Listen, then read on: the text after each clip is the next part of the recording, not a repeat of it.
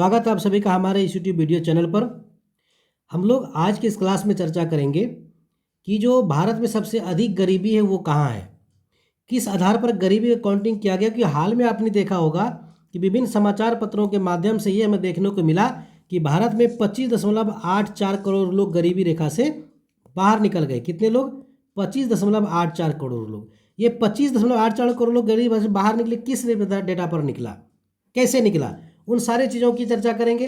और ये भी हम देखेंगे कि सबसे तेज़ी से ज़्यादा गरीबी जो कम हुई वो कहाँ कम हुई और सबसे अधिक गरीबी कहाँ कम हुई, दोनों ही बातें देखेंगे।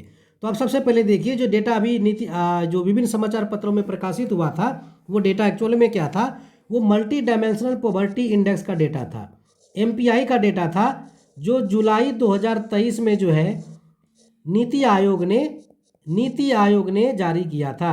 नीति आयोग, जिसको national institution for transforming India है, जो पहले योजना आयोग थी, प्लानिंग कमीशन थी, वो उसने जारी किया है ना। ये नेशनल फैमिली हेल्थ सर्वे जो है 3, 4 और 5 पर ये डेटा आधारित है। नेशनल फैमिली हेल्थ सर्वे के 3, तीसरा, चौथा और 5वां पर यह आधारित है। एक्चुअल में MPI है क्या? MPI में ये पूरा नाम देखिए इसका क्या है, multi dimensional poverty index. M for multi dimensional, P for poverty और I फॉर इंडेक्स है।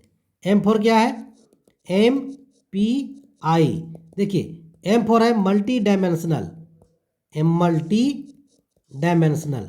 मल्टी का मतलब क्या होता है? मल्टी का मतलब होता है कई, है ना।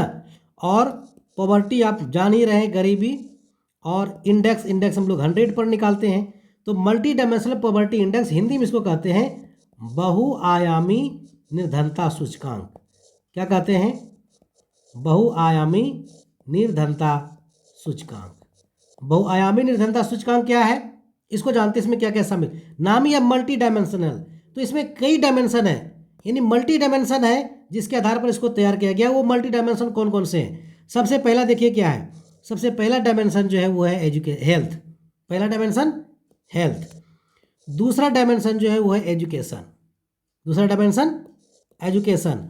और तीसरा डायमेंशन जो है वो है स्टैंडर्ड ऑफ लिविंग, यानी ये स्वास्थ्य है पहला डायमेंशन, दूसरा शिक्षा है, और तीसरा जो है लोगों का जो है वो जीवन स्तर है। तो मल्टी डायमेंशनल पॉवर्टी इंडेक्स में 3 डायमेंशन होते हैं, ये 3 डायमेंशन को शामिल किया गया है।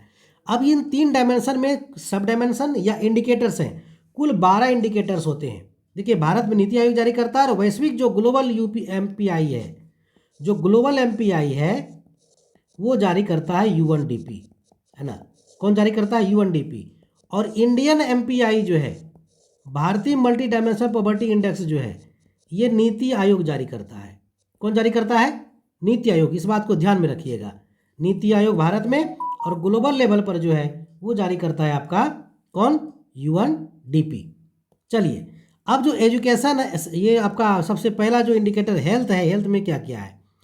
हेल्थ में जो मल्टी डायमेंशनल पॉवर्टी इंडेक्स का पहला जो डायमेंशन है हेल्थ, उसमें 3 इंडिकेटर हैं, न्यूट्रिशन पोषण, चाइल्ड एंड एडोलसेंट मोर्टालिटी, जो बच्चे और वयस्क जो मृत्यु दर है, और तीसरा है मैटरनल हेल्थ, यानी कि जो माताओं का स्वास्थ्य है जो है वो है।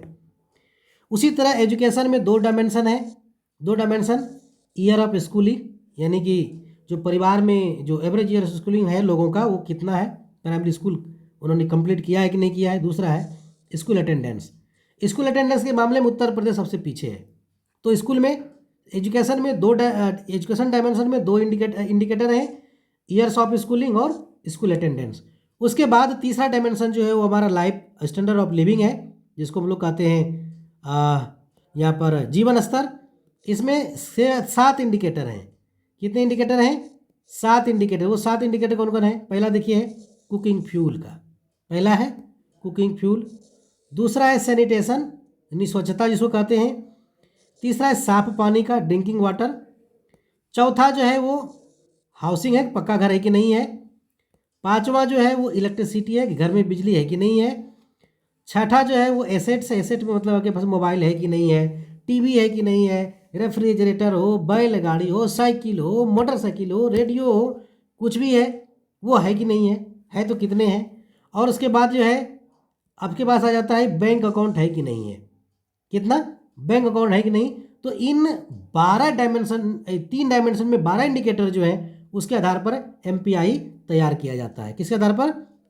इन 12 इंडिकेटर के आधार पर एमपीआई का तैयारी किया जाता है। अब इसमें कितने इंडिकेटर कहाँ है, ये देखिए, ये 3 इंडिकेटर जो हैं वो स्वास्थ्य में है, ये दोनों इंडिकेटर जो हैं ये शिक्षा में है, और ये जो आप देख रहे हैं नीचे 7 इंडिकेटर, ये 7 इंडिकेटर हैं स्टैंडर्ड ऑफ लिविंग में, और टोटल है 12 इंडिकेटर।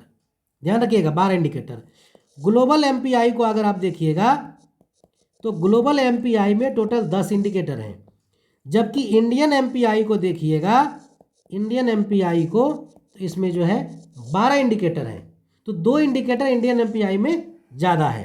तो ये था एमपीआई क्या है और ये कैसे बनाया जाता है, उसमें कौन कौन से डायमेंशन हैं और कितने इंडिकेटर्स हैं। ग्लोबल एमपीआई में कितने इंडिकेटर्स हैं और जो इंडियन एमपीआई है उसमें कितने इंडिकेटर्स हैं। ग्लोबल एमपीआई कौन जारी करता है और इंडियन एमपीआई कौन जारी करता है, ये था। अब हम नेक्स्ट वीडियो में आपको बताएंगे कि किस स्टेट की क्या स्थिति है, एमपीआई के मामले में भारत की क्या स्थिति है, किस मामले में कौन सा राज्य पिछड़ा हुआ, इन सारे चक्र की चर्चा करेंगे हम नेक्स्ट वीडियो में। तब तक यदि आपने हमारे चैनल को सब्सक्राइब नहीं किया है तो बेल आइकॉन दबाइए और हमारे चैनल को सब्सक्राइब कीजिए। धन्यवाद।